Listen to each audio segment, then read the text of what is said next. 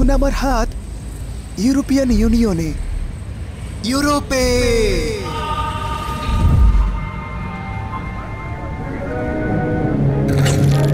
নিকোসিয়াতে মাঝরাতে।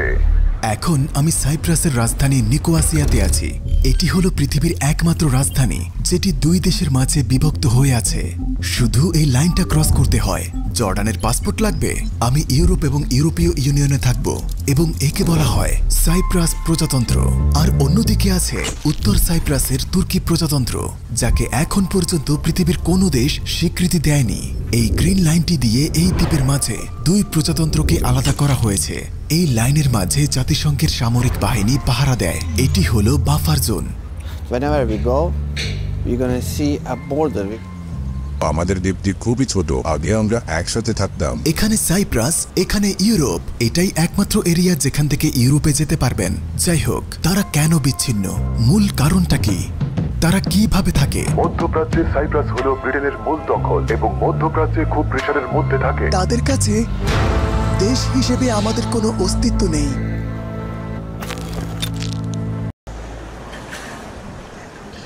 ওকে বন্ধুরা, আমরা এখন নর্দার্ন সাইপ্রাসে যাচ্ছি। এটা তুরস্কের অংশ।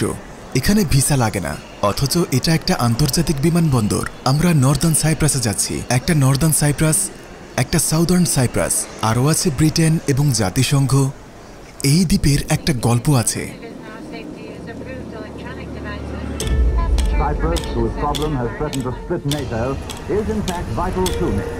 আমরা এখন নর্দার্ন সাইপ্রাসের নিকোসিয়াতে আছি। Ercan airport. হ্যাঁ, নর্দার্ন সাইপ্রাস। Northern Cyprus. প্রয়োজন নেই। না, চলুন যাই। যাই হোক, নিকোসিয়া হলো পৃথিবীর সর্বশেষ বিভক্ত হওয়া রাজধানী। এটি পৃথিবীর একমাত্র বিভক্ত হওয়া রাজধানী। গ্রিক এবং তুর্কি। আধুনিক ইতিহাসে সাইপ্রাস কখনোই গ্রিকদের ছিল না। গল্পটি শুরু হয় যখন 1571 সালে অটোমানরা সাইপ্রাস দখল করে নেয়। অটোমানরা 1878 সাল পর্যন্ত প্রায় 300 বছর শাসনকাল স্থায়ী করে। তারপর তারা ব্রিটেনের কাছে দ্বীপটির শাসনভার হস্তান্তর করে। অটোমান সম্রাটগণ আমাদের দ্বীপটিকে ব্রিটিশ শাসকদের কাছে ভাড়া দেয়। রাশিয়ার বিরুদ্ধে ব্রিটেনের যুদ্ধে তারা চেয়েছিল ব্রিটেনের পক্ষ নিতে। 1914 সালের প্রথম বিশ্বযুদ্ধের শুরুর দিকে অটোমানরা ব্রিটেন এবং মিত্রপক্ষের বিপরীতে জার্মানির পক্ষে অবস্থান নেয়। তো ব্রিটেন ঠিক করল পুরো দ্বীপটি দখল করে তার নিয়ন্ত্রণ নিবে। তারপর ব্রিটেনরা তাদের জন্য নিজেদের কিছু রুল তৈরি করলো, সংবিধান পরিবর্তন করে ফেললো, যা 1960 সালের স্বাধীনতা লাভ হওয়া অবধি স্থায়ী হয়। 82 বছরের ব্রিটিশ শাসনের পর সাইপ্রাস আনুষ্ঠানিকভাবে একটি প্রজাতন্ত্র হলো। এই দেশটিতে 3 দেশের জামানত আছে, তুরস্ক, গ্রিস এবং ইংল্যান্ড, এবং আমরা একসাথে থাকা শুরু করলাম। নিকোসিয়াতে মধ্যরাত এবং আর্চ বিশপ মিকারিওসকে অনুসরণ করে স্যার হিউগ ফুড পার্লামেন্টে প্রবেশ করেছেন। তিনি সাইপ্রাসের প্রথম প্রেসিডেন্ট হিসেবে দায়িত্ব নিতে যাচ্ছেন। গ্রিক সাইপ্রিটরা সংবিধান পছন্দ করেনি এবং তারা এটি পরিবর্তনের কাজ শুরু করে। ফলে তুর্কিশ সাইপ্রিটদের সাথে দ্বন্দ্ব তৈরি হয় এবং সবচেয়ে ভয়ানক ছিল 1963 সালের চরমপন্থী সংস্থা ইউকায়ের হাতে সংগঠিত ভয়ানক গণহত্যা। টেরোরিস্ট সংস্থা ইউকার হত্যাকাণ্ড প্রতিনিয়ত বেড়েই চলছে। তো বাড়িটা দেখছেন, এটা বর্ডারের উপর। 1974 সালে গ্রিক সাইপ্রিটসরা এখানে সরাসরি ফায়ার করে। দেখুন, বাড়িটা দেখুন। দেশভাগের আন্দোলন আরো তীব্র হচ্ছে। 1974 সালে তুর্কির সেনা মোতায়েন হয় এবং 2 দফায় শান্তি চুক্তি স্বাক্ষরিত হয়। এই সমুদ্র সৈকতে আজ থেকে ঠিক 40 বছর আগে তুর্কি সাইপ্রিটসদের সেভ করতে তুর্কি সেনারা ল্যান্ড করে। C-1974 এটা হলো এই সাইপ্রাস দ্বীপে তুর্কি সেনাদের নিয়ে আসা একটি ল্যান্ডিং জাহাজ। তুর্কিদের এয়ারবর্ন ইনভেশন শুরু হয়ে গিয়েছে। তুর্কি সেনারা দ্বীপটির 37% নিজেদের নিয়ন্ত্রণে নেয়। 2 মাইলেরও কম দূরে গোয়ানামের আশেপাশে বিমান থেকে তারা ল্যান্ড করে। যাই হোক, তুর্কি সেনাদের হস্তক্ষেপের মূল কারণ আসলে কি ছিল?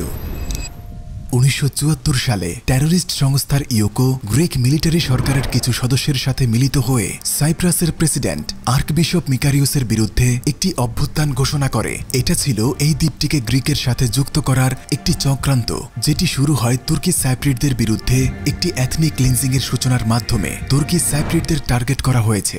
এই ঘটনায় তুর্কি সাইপ্রিটসদের রক্ষায় তুরস্ক সশস্ত্র যুদ্ধ শুরু করতে বাধ্য হয়। তুর্কি সাইপ্রিটসরা ছিল সংখ্যালঘু, তাদের সংখ্যা ছিল দ্বীপের অন্য সব সাইপ্রিটদের মাত্র 18%। 1983 সালে নর্দার্ন সাইপ্রাসে তুর্কি প্রজাতন্ত্র প্রতিষ্ঠিত হয়। জাতিসংঘ একে স্বীকৃতি দেয়নি এবং তুর্কি সেনাদের বলেছে দ্বীপটি খালি করে দিতে, এবং এই ঘটনাকে বলা হয়েছে দখলদারি। দ্বীপের 180 কিলোমিটার পূর্ব থেকে পশ্চিমে বিস্তৃত এই সবুজ লাইনটি উত্তর এবং দক্ষিণে দুটি দেশকে একে অপর থেকে পৃথক করে রেখেছে। এটা এক প্রকারের মুছে দিলেই ভালো, কারণ প্রাচীরটা মুছে দিলেই তা আমাদের সামনের দিকে শান্তিপূর্ণ আন্দোলন এবং সমাধানের দিকে নিয়ে যাবে। দ্বীপটি একত্রিত করার প্রচেষ্টা জারি আছে। তুর্কি সাইপ্রিটরাও একমত। তারা উভয় পক্ষ তাদের দেশের এই বিভাজন সমাপ্ত করতে চায়। গ্রিক সাইপ্রিটরা ভোট দিয়েছে, তাদের মাঝে 86% এই সমাধানের প্রতি না ভোট দিয়েছে। এরপর আর কোনো অগ্রগতি হলো না। তো আমরা উত্তরে আছি আর ওটা দক্ষিণ। বাফার জোন এবং সাউথ সাইপ্রাস প্রজাতন্ত্র। আমরা এখন উত্তর সাইপ্রাসে। এটা হলো উত্তর সাইপ্রাস। এটা তুরস্কের সাইট এবং এটাকে তারা নাম দিয়েছে গ্রিন লাইন। এটা ইউরোপীয় ইউনিয়নের কন্ট্রোলে আছে। তারা এই এলাকাকে বাফার জোন হিসেবে চিহ্নিত করেছে। ডিমিলিটারাইজড। তাদের মধ্যকার সমস্যাগুলো সমাধানের চেষ্টায় এই যে পুরো লাইনটা আপনারা দেখতে পাচ্ছেন, এবং এগুলো হলো এখন ক্রসিং বর্ডার। ক্রসিং। হ্যাঁ। তো আমি কি এখন ক্রস করতে পারবো? জি। সে কি পারবে? না, পারবে না। তার ভিসা লাগবে। আমার নতুন পাসপোর্ট আছে, তাই আমি ক্রস করতে পারবো। এই গ্রিন লাইনটি ক্রস করে কারো ভেতরে আসা নিষেধ। এটা জাতিসংঘের কন্ট্রোলে, কিন্তু তুর্কিরা এর ভেতরে চলে এসেছে এবং তারা এই ছোট অংশের নিয়ন্ত্রণ নিয়ে নিয়েছে এবং একটি ফুটবল মাঠ বানিয়েছে। বলটা বাইরে এলেই তারা এটা নিয়ে দ্রুত ফেরত চলে যায়, কারণ যেহেতু এটা একটি ডিমিলিটারাইজড জোন, তাই তারা এই লাইনের উপর হাঁটতে পারে না। এই গেটটি হলো বাফার জোনে প্রবেশের রাস্তা। তুর্কিরাই এখানে মাঠ বানাতে পেরেছে। তারাই শুধু প্রবেশ করতে পারে। আমি ভেতরে ঢুকলে আমাকে জেলে নিয়ে যাবে, আমাকে এক্সপেল করে দিবে। তো আপনি যেতে চান? না, আমি যেতে পারবো না। আমি জেলে যেতে চাই না। আমার ভিসা নেই। না, আমি যেতে পারবো না। চলুন তুর্কিশ কফি খাই। এখানে আমরা তুর্কিশ কফি খাবো অথবা চা খাবো। জাতিসংঘ এখানেই আছে। এই বর্ডারটা কিন্তু আসলেই খুব জটিল। এটা ক্রস করা ইউরোপিয়ানদের জন্য খুব সহজ হতে পারে, কিন্তু তুর্কিদের জন্য বিষয়টা বেশ কঠিন। অন্য পাশ দেখা যাচ্ছে, কিন্তু আপনি এটা ক্রস করতে পারবেন না। কি অদ্ভুত, তাই না? তো ক্রস করার জন্য আপনার কি ভিসা লাগবে? জি, শেনজেন। তো আপনি শুধু নর্দার্ন সাইডে থাকেন? হ্যাঁ। আপনি 7 বছর ধরে এখানে আছেন। আপনি কি সাউথে কখনোই যাননি? আমি দূর থেকে এটা দেখি। ওখান থেকে ওই যে পার্কটা, ওখানে একটা ছোট ক্যাফে আছে। মানুষের সাথে দেখা করতে পারবেন। কোনো সময় কনসার্টও হয়। তারা দূরে থেকে আমাদেরকে হ্যালো বলে, কিন্তু এখানে জাতিসংঘ এবং তাদের মিলিটারিও থাকে। সাউথ থেকে অনেকেই আসে, তেল কিনে অথবা মার্কেটে যায় এবং তাদের জিনিস কিনে আবার ফিরে যায়। এখানে কি সব সস্তায় পাওয়া যায়? তাদের আছে ইউরো, এখানে লিরা। যাক, দেখা হয়ে ভালো লাগলো। আপনার নাম? ওয়ালিদ। ওয়ালিদ 7 বছর ধরে উত্তর সাইপ্রাসে বন্দী। সাইপ্রাসে তিনি দক্ষিণ সাইপ্রাসে যেতে পারেন না। শীঘ্রই যাব ইনশাআল্লাহ। আল্লাহ আপনার সহায় হোক। আমরা এখন উত্তর সাইপ্রাসে আছি। আমার পুরো শরীর এখানে। আমার হাত এখন ইউরোপিয়ান ইউনিয়নে। ইউরোপে! আমরা এখন ইউরোপ ক্রস করছি। এবং আবার ফিরে এলাম। আপনি ফিরে এসেছেন কেন? কারণ আমি তুর্কি মুদ্রা ব্যবহার করতে চাই। এটা সস্তা। এটা দক্ষিণ সাইপ্রাস, সাইপ্রাস রিপাবলিক, এবং এই কাঁটাতারটি আমাদেরকে পৃথক করে রেখেছে। তিনি বলছেন এটা তাদের পৃথক করে রেখেছে। হ্যাঁ, তারা ভাগ করেছে। হ্যাঁ, এই জিনিসটা আমাদের সহজেই পৃথক করে রেখেছে। ওটা সাইপ্রাস, এটা সাইপ্রাসের রাস্তা। ওদিকে ইউরোপ, আপনি ক্রস করলে ইউরোপে। এমনকি এখানে জাতিসংঘ নেই, ওরা ওইদিকে। ওখানে গ্রিক সোভালকি আছে, এখানে আছে তুর্কিশ কাবাব। এখান থেকে মাত্র কয়েক স্টেপ দূরে একটি চমৎকার দেশ আছে। হ্যাঁ, এই পাশেই যেতে হলে আপনার পাসপোর্ট লাগবে, ভিসা লাগবে, অনেক ডকুমেন্টস লাগবে। শুধু এটা ক্রস করতেই? হ্যাঁ, বর্ডার দিয়ে। এখানে নজরদারি রাখা আছে। ধরুন কেউ যদি এদিক দিয়ে জাম্প করে পার হতে চায়। মনে হচ্ছে খুব সহজ। হ্যাঁ, সহজ হলেও এখানে কিন্তু মিলিটারি ঘাঁটি আছে। এখানে সবখানে পুলিশ পাহারা দিচ্ছে।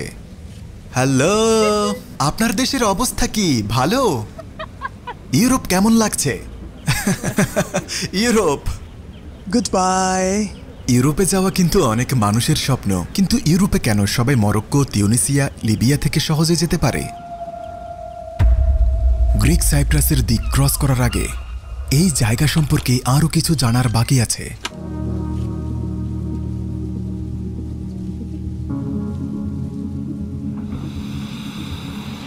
যদি উত্তরের তুর্কিশ সাইপ্রাস আন্তর্জাতিকভাবে স্বীকৃত না হয় এবং যদি শুধু তুরস্ক দ্বারাই স্বীকৃত হয়ে থাকে, তাহলে কি করে পৃথিবীর সব বড় বড় ব্র্যান্ডের দোকান এখানে আছে? নিকোসিয়া শহরের আরো ভেতরের দিকে যাচ্ছি, যেটা হলো উত্তর সাইপ্রাসের রাজধানী। কিন্তু এখানে অনেকগুলো ইন্টারন্যাশনাল ব্র্যান্ড আছে। জি, আমরা ব্রাঞ্চগুলো দেখতে যাব। আমরা আর্মানিয়া এক্সচেঞ্জ, গেস এগুলো দেখতে পাবো। এগুলো কিন্তু সব ওদের অরিজিনাল শাখা। এখানে তারা শাখা খুলেছে, কিন্তু তারা আমাদের স্বীকৃতি দেয়নি। জানি না কিভাবে। তাদের মতে দেশ হিসেবে আমাদের কোনো অস্তিত্বই নেই।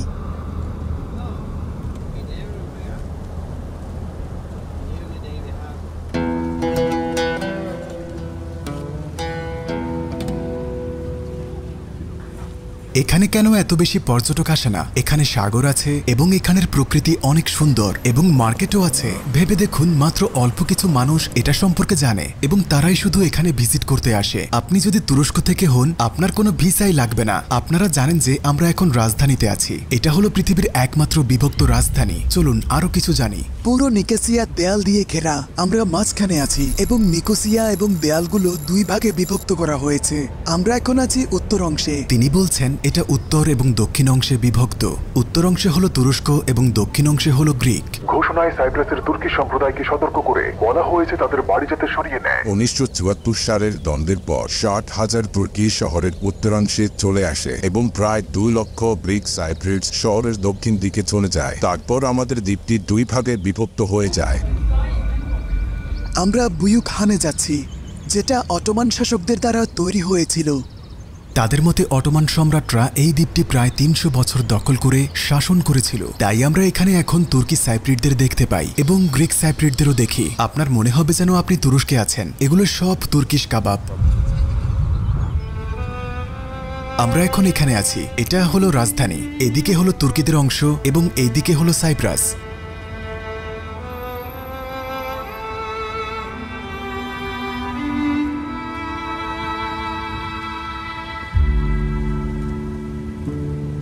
তুর্কিশ সাইপ্রাস থেকে এই দ্বীপের উপকূলের অংশ এবং গ্রিক সাইপ্রাসের মাঝের অংশে একটি গোস্ট টাউন আছে, ভারসা। বন্ধুরা, আমরা এখন মায়ামির মতো দেখতে একটি বিচে আছি, কিন্তু এটা হলো উত্তর সাইপ্রাস। এখানে কেউ থাকে না।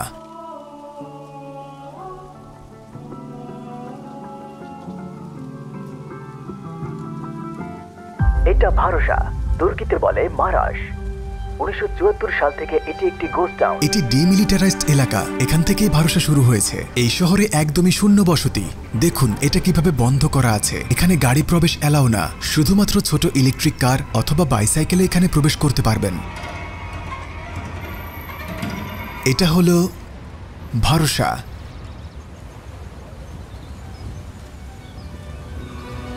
এখানে কেউ থাকে না, একদম শূন্য। এটি একটি পরিত্যক্ত গোস্ট টাউন। 1974 সালে এই শহরটি পরিত্যক্ত ঘোষণা করা হয়। এটা আসলে গ্রিক সাইপ্রিটস ও তুর্কি সাইপ্রিটসদের মাঝে একটা পলিটিক্যাল ইস্যুকে কেন্দ্র করে এমনটা হয়। তুর্কিশ সাইপ্রিট পুলিশ এখন এটা কন্ট্রোল করে থাকে। তারা আমাদের ব্যাগ চেক করতে চায়।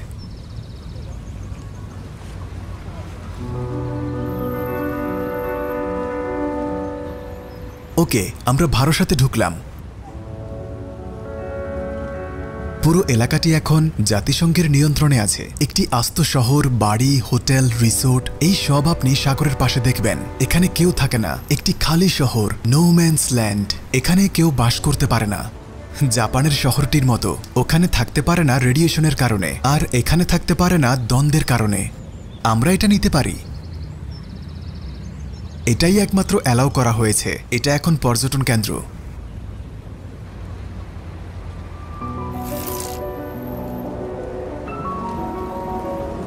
উনিশশো সালে তুর্কিরা এখানে আসার পর এই শহরটি গোস্ট টাউনে পরিণত হয়। এবং এটা বন্ধ করে দেওয়া হয় একদম স্থায়ীভাবে সবার জন্য। 2020 সাল পর্যন্ত এটা বন্ধই ছিল। 2020 সালে তারা এটা সাধারণ মানুষের জন্য খুলে দেয়, কিন্তু গাড়ি প্রবেশ নিষিদ্ধ। দেখুন, ক্লোজড। আপনি পায়ে হেঁটেও এটা পার হতে পারবেন না। ভারসা বিচের আকার হবে প্রায় 6 কিলোমিটার এবং এই বর্ডারটা হলো পাসিং এর জন্য, কারণ মাত্র 4-5 কিলোমিটার পায়ে হাঁটার জন্য এটা খুলে দেওয়া হয়েছে। চারদিকে দেখবেন ক্যাফে আছে, আরও আছে হোটেল এবং রিসোর্ট। এমন অনেক গ্রিক সাইপ্রিটস আছে যারা এখনও তাদের বাড়ি এবং রিসোর্ট ফিরে পাওয়ার দাবি জানিয়ে আসছে, কিন্তু এটা জাতিসংঘ এবং তুর্কিশ সাইপ্রিটস পুলিশ উভয়ের কন্ট্রোলে আছে।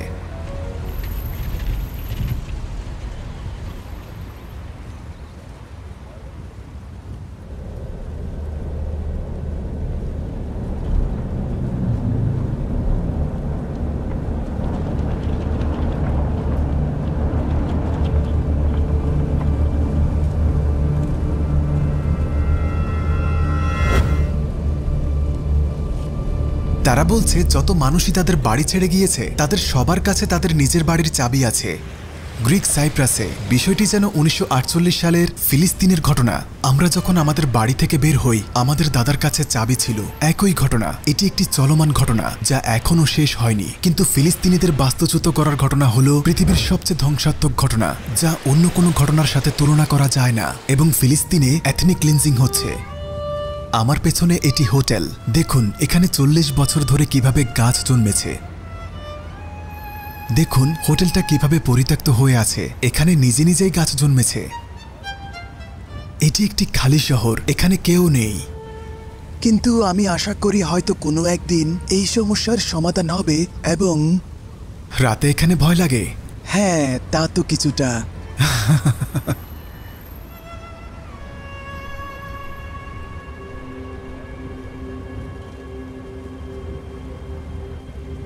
বিদায়, আমি এখন বর্ডার ক্রস করতে যাচ্ছি। ঠিক আছে, আমি 3 ঘন্টার মধ্যে ফিরে আসব। ইউরোপ যাচ্ছি, আমার কাছে আমার পাসপোর্ট আছে। সবাই ক্রস করতে পারে না। Good bye, see you. আমাদের অন্য পাশটা ক্রস করতে যেতে হবে যদি আমরা ইউরোপ যেতে চাই।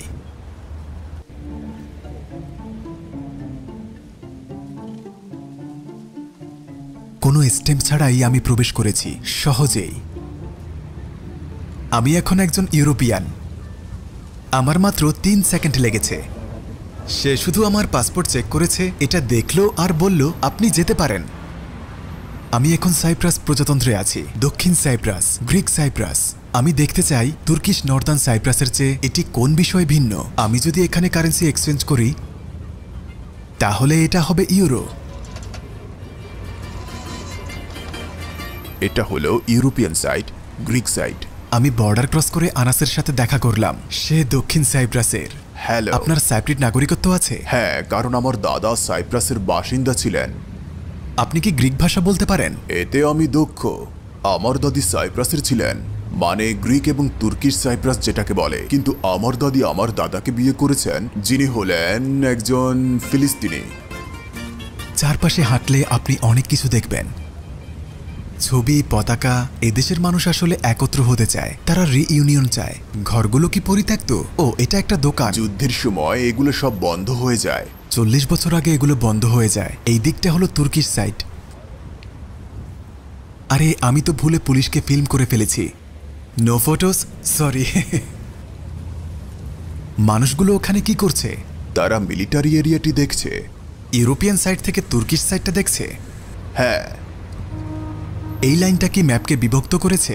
এই লাইনটাই ম্যাপটাকে বিভক্ত করেছে। এটা এই দুটি দেশকে ভাগ করেছে। এখানকার মানুষ সহজেই অন্য পাশে যেতে পারে, কিন্তু ওরা পারে না। এটা স্বাভাবিক। গ্রিকদের অনেকেই তুর্কিশ সাইডে যায়। তারা শপিং এ যায় এবং তেল কিনে, কারণ ওখানে সস্তা, ওখানে হালাল ফুডও আছে। এবং ওরা এখানে আসতে পারে না। একজন তুর্কিশ সাইপ্রিট এবং একজন তুর্কিশ নাগরিকের মাঝে কিছু পার্থক্য আছে। একজন তুর্কিশ সাইপ্রিট হলো এই দ্বীপের বাসিন্দা। তুর্কিশ এবং গ্রিক সাইপ্রিটস উভয়ই এই দ্বীপের বাসিন্দা। আমরা এখন গ্রিক নিকোসিয়াতে আছি, ইউরোপের সাইডে। এখানে খুব কম সংখ্যক মুসলিম আছে, তাদের বেশিরভাগই ইমিগ্রেন্টস। মেজরিটি হলো খ্রিস্টান। তবে গ্রিক সাইডের এই পাশটায় একটি মসজিদ আছে এবং আরেকটা আছে সাগর পাড়ে।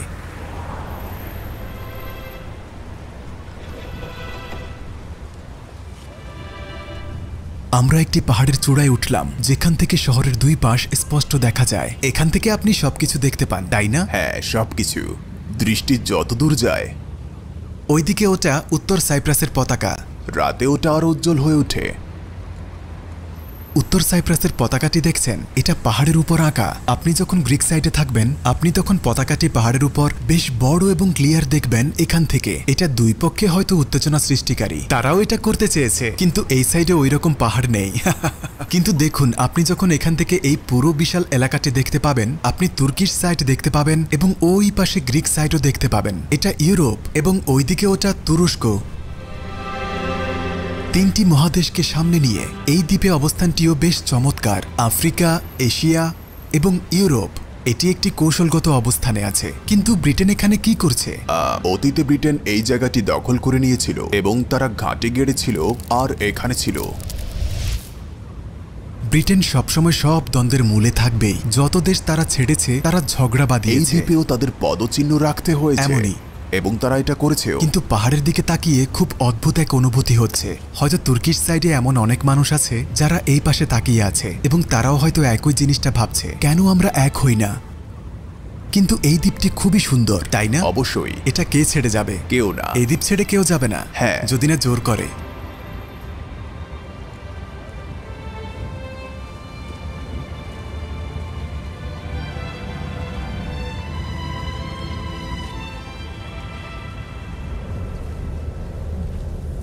আমরা গ্রিক সাইডে একটি তুর্কিশ সাইপ্রিট পরিবারের সাথে দেখা করেছি। 1974 সালের আগে পর্যন্ত আপনারা সাইপ্রিট হিসেবে কিভাবে বাস করতেন? বেশ ভালোই। সবাই একসাথে বাস করত? আমরা একসাথেই থাকতাম এবং যেখানে কোনো সমস্যাই ছিল না, বুঝেছেন? এরপর কি ব্রিটেনের কারণেই এত সব হলো? অবশ্যই, ব্রিটেন সব কিছুই নষ্ট করে দিয়েছে, কারণ ব্রিটেন সেই সময় এখানে শাসন করত। সাইপ্রিটদের কি ব্রিটিশ পাসপোর্ট আছে? হ্যাঁ, তাদের কাছে ব্রিটিশ পাসপোর্ট আছে। তারা পুরো দেশটায় কন্ট্রোল করত, বুঝেছেন? আপনি কি বংশগতভাবে একজন সাইপ্রাস? হ্যাঁ, অবশ্যই। আমি 1948 সালে জন্মগ্রহণ করি। ফিলিস্তিনে সংঘটিত নাকবার বছর? হ্যাঁ, নাকবার বছর। ব্রিটিশরা ফিলিস্তিনে ছিল এবং তারা জর্ডানেও ছিল, সাইপ্রাসেও ছিল। সবখানেই ব্রিটিশদের দখল ছিল। যখন তারা শাসন করছিল তখন গ্রিকদের মধ্য থেকে একজনকে প্রেসিডেন্ট হতে হতো। তারপর সমস্যা কোথায় হলো? তারপর তারা একে একে তুর্কিদের তাদের ক্ষমতা থেকে সরানো শুরু করলো। তো সাইপ্রাসের শাসকরা সবাই তুর্কিশ এবং গ্রিক ছিল? গ্রিক এবং তুর্কিশ, একজন গ্রিক প্রেসিডেন্ট এবং একজন তুর্কিশ প্রেসিডেন্ট। আমাদের পাসপোর্ট লেখা হতো 3টি ভাষাতে, ইংরেজি, তুর্কি এবং গ্রিক। এটা আমার দাদির পাসপোর্ট, যা 1974 সাল থেকে চালু আছে। তখন তারা ব্রিটিশ শাসনের অধীনে ছিল। British passport cypress. 1974 সালে দেশভাগের পর এর ভাষা হয় তুর্কি, গ্রিক এবং ইংরেজি। 1954 সালে তিনি জর্ডানে যান। তিনি লেবাননেও গিয়েছিলেন ব্রিটিশ পাসপোর্ট দিয়েই। সিরিয়া। সব স্মৃতি। এটা সাউদার্ন। এটা নর্দার্ন। এটা নর্দার্ন। এটা আপনাকে খুব সহজে পুরো ইউরোপ এবং পুরো পৃথিবীতে ভ্রমণের সুযোগ করে দিবে। কিন্তু তুর্কিশ সাইপ্রিটের পাসপোর্ট দিয়ে আপনি কেবল তুরস্কে যেতে পারবেন। বেশিরভাগ মানুষ চায় সীমানা খুলে যাক। তো আপনার মতে এর সমাধান কি এই মুহূর্তে? এই মুহূর্তে আমরা এখানেই আছি, কিন্তু আমি মনে করি এটা খুব অস্থায়ী একটি বিষয়। এটা কি সম্ভব যে একদিন সব সমাধান হয়ে যাবে এবং সবাই একসাথে থাকবে? তো আমার মনে হয় অন্য পাশের মানুষরা আমাদের সাথে একসাথে থাকতে হয়তো চাইবে না। অতীতের ঘটনা আবার ঘটতে পারে বলে তারা ভয় পায়। নিশ্চয়তা প্রয়োজন। হ্যাঁ, অবশ্যই এখানে নিশ্চয়তা প্রয়োজন, কারণ এই দ্বীপের বেশিরভাগ ভূমি কিন্তু তুর্কিদের। আমরা সত্যিই আশা করি যে আমরা একসাথে থাকবো এখানে, যেমনটা আগে ছিলাম। এই দ্বীপের কাছে পূর্ব ভূমধ্য সাগরে একটি বড় গ্যাস ক্ষেত্র আবিষ্কৃত হয়েছে, যেটা উত্তেজনা বাড়িয়ে দিয়েছে এবং গ্রিক ও তুর্কির মধ্যে সামরিক শক্তি এখানে জোরদার করা হয়েছে। তাদের মতে আন্তর্জাতিক আইন অনুযায়ী এই রিজার্ভ অন্যদের সাথে ও তাদের সাথে ভাগাভাগি করে নিতে হবে। সাইপ্রাসের তুর্কি প্রজাতন্ত্র এই গ্যাস ক্ষেত্রের উপর তাদের সমান অধিকার দাবি করছে। 2022 সালে অনুষ্ঠিত নির্বাচনে উত্তর সাইপ্রাসের তুর্কিশ রিপাবলিকে যে বিজয়ী হয়েছিলেন তিনি মূলত তুর্কি সরকারের একটি স্বাধীন স্বীকৃত দেশের সমস্যা সমাধানের স্বপ্ন লালন করতেন। এই দেশ সবাই চিনবে, কিন্তু এখানে কোনো আইল্যান্ড ইউনিফিকেশন সলিউশন হয়নি। সমস্যা সমাধানের একটি ব্যর্থ চেষ্টার পর উল্লেখযোগ্য বিষয়গুলো হলো জাতিসংঘ 2004 সালে এই দ্বীপটিকে একত্র হওয়ার অনুরোধ জানায়, কিন্তু গ্রিক সাইপ্রিট এই অনুরোধটি মেনে নেয়নি। তাহলে এই দ্বীপের ভবিষ্যৎ আসলে কি হতে যাচ্ছে বলে আপনি মনে করেন?